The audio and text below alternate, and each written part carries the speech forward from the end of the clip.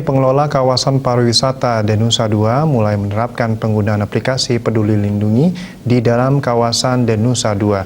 Hal ini guna meningkatkan keamanan dan kenyamanan bagi pengunjung dan wisatawan yang datang, tinggal, dan beraktivitas di dalam kawasan.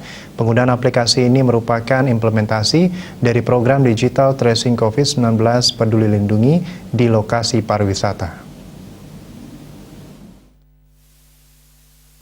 Penggunaan aplikasi Peduli Lindungi di dalam kawasan Denusa II dilakukan dengan menyediakan Quick Response QR Code di masing-masing lokasi wisata seperti hotel, restoran, dan fasilitas lain yang wajib di-scan oleh setiap pengunjung.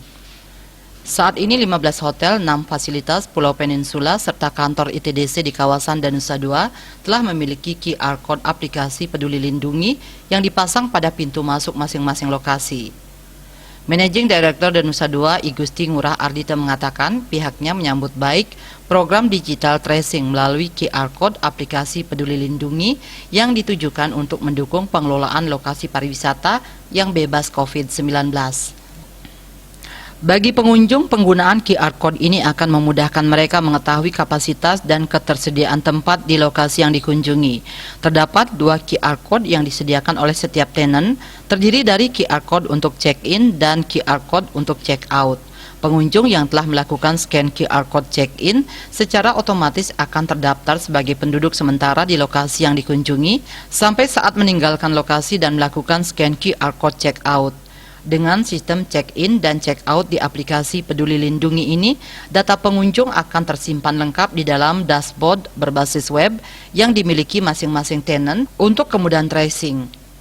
Jika nantinya ada indikasi kasus COVID-19, maka pengunjung lain yang berada dalam lokasi yang sama secara otomatis akan terhitung sebagai orang dalam pantauan ODP atau bagian dari tracing sehingga dapat memperoleh penanganan selanjutnya dalam waktu cepat.